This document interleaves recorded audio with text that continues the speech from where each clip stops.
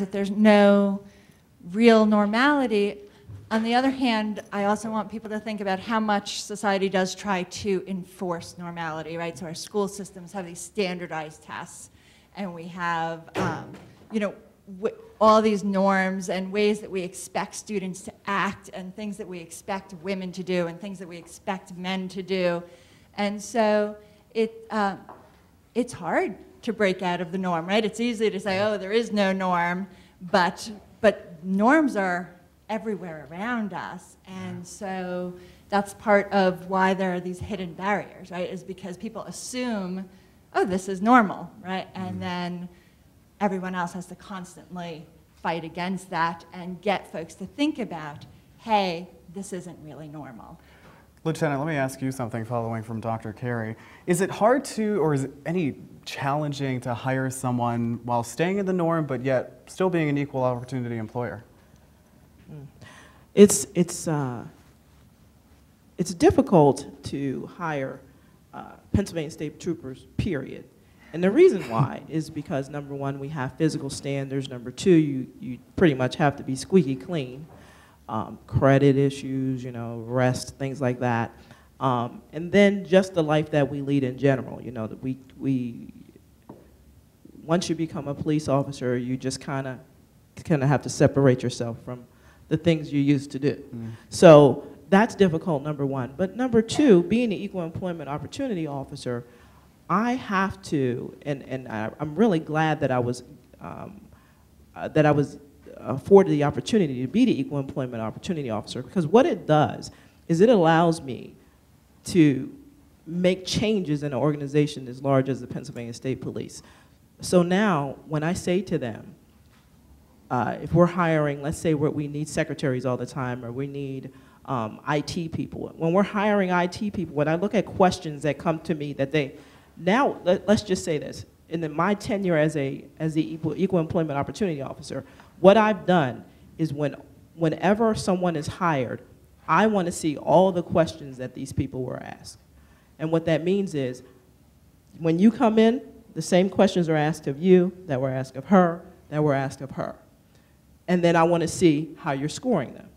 And then that way, when I look at those, and I see the candidate that you chose, it better match up. Because if it doesn't match up, I don't sign it. And guess what? If I don't sign it, they don't get hired. So then, and the worst thing you want to do is when you need help is to have to wait for the EEO officer to say, I'm not happy with this, so go back and do it again. So now what's happening is when I get hires now, and I also make them explain to me, we have a certain block on our forms, that I want you to explain to me why you picked this candidate. I don't want you to say, oh, this person was the best candidate. No, that's not good enough. I want you to say, this person, Winter, was the best candidate because she has great journalism skills, she's worked in this profession before, she used to write for the paper, blah, blah, blah, blah, blah. I want to see it. That's why you chose that candidate, not because that candidate is the best person, the best candidate. That's not good enough, because I can type that in, I can just copy that off all day long. This person's the best candidate. So that's what affords me, that's what I think is great about being the Equal Employment Opportunity Officer. It just allows me to make changes in an organization that large, this large. Yeah, absolutely. What kind of barriers have you faced? I mean, I can imagine there's been some on your rise up, because it seems like the Pennsylvania State Troopers is like the old boys club, you know? It definitely is, it still is, the good old boys club. I tell you, when I first joined the Pennsylvania State Police, and I was so proud to get in that uniform and get my big hat, and I couldn't wait to get my big hat, and my rounds, my 31 rounds too, that's important. But when I got that, I remember I got sent to Avondale, Chester County for my first assignment.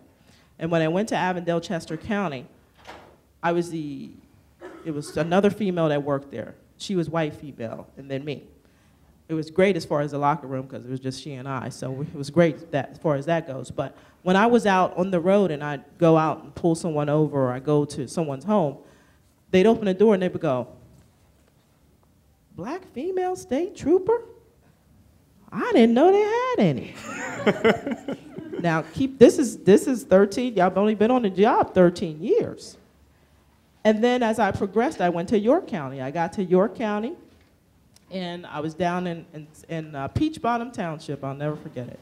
It's down in Peach Bottom Township, and I'm down there, and I go to someone's home, and I was working on a case for them, and I leave my information. And when I get back to the station, someone calls in, and they say, "This message is for the colored trooper." So when the guys were teasing me, they said, you know, "This is for the colored trooper." I said, "Well, ask him what color."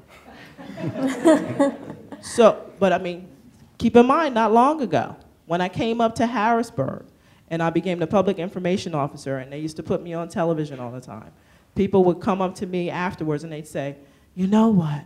We've never seen a black female trooper. It's so nice to see a black female trooper." But then I would also get from Caucasian people, they would say, "You're so articulate." They always would say that, "You're so articulate." And I would always say to them, "Really?" For those of you that don't understand that, when you say that to, when Caucasian people say that to an African American person, it's almost derogatory, as if we cannot speak proper English because we're black. So when someone says that, it kind of makes you warm inside, okay? At least it does for me. So the barriers that I faced, number one, starting off, we had a height and weight limit. We had height and weight limits when I came through, so you had to be certain height, certain weight. You had to get down to a certain height, weight. That was difficult. Then when I got in, I was the only black female in my class. That was difficult. So it was difficult all the way through, but again, like I said before, I used that as fuel to push me through. When I was there 29 weeks, I would tell myself every day, I'm here, and the only way I'm leaving is kicking and screaming. And I graduated, and now what I do is I use that fuel, and I'm the highest ranking black female in the Pennsylvania State Police, and my plan is to always be the highest ranking black female in the Pennsylvania State Police. So again, I just use it as fuel. Any final comment from our panel tonight? Yes, Benjamin? I think for me, that I've noticed, I mean, I've done a few talks before in just living life. What separates sexuality from other diversities is the fragileness of sexuality, meaning that it's hard for a straight male to ask a gay male a question without people automatically assuming he's either curious or like he might be gay in the closet. So I think what makes it really hard for sexuality to be well recognized is for example, I think you say the political correct term is little people, correct? I mean, if somebody talks to D, they talk to D, they figure out about it. Whereas if somebody would talk to me, a lot of times people don't automatically assume if it's another male, like, why is he asking a gay guy question about being gay? So I think that's one of the hardest things for gay people to overcome, is the fact that people can't ask these questions without being labeled, is one of the most difficult things I find, personally. I have one last question. A lot of you mentioned in your segments about your family being supportive. Do you have any other support systems that have helped you overcome these barriers, or any challenges that come your way? Comfort. I've had a great support system through the Multicultural Student Affairs. Miss Diane Jefferson is the Multicultural Student Affairs Director, and she's such an uplifter. She's also a reverend, so she just has that mentality and that sense of home and pride. So it's almost like hearing a little bit of my mother when she talks, because my mom, she says, you make expectations to exceed them, and that's the way that Miss Di works. So I feel like that was the big initiative for me to just continue to exceed expectations at Shippensburg University. Very good. Anyone else? Are we good? All right, well, that will wrap it up. Let's give a hand to our panelists tonight. Thank you so much for coming on. Lieutenant Crystal Turner Childs, Dr. Allison Carey, Caressa Llewellyn, Winter Trabex, Ben Woodward, Comfort Dixon, Charlie Mitchell, and Dia Grasso, who you can't see right now. That will wrap it up for us tonight. Thank you so much for watching. That was your line, but I took it anyway. It's Sorry. Fine. It's fine. I'm Rachel Flores. I'm Kyle Rogers. Thank you for joining us. Catch the entire program online at facebook.com/SUTV News. And we'll see you tomorrow night at 7 right here on SUTV. Good night. Good night.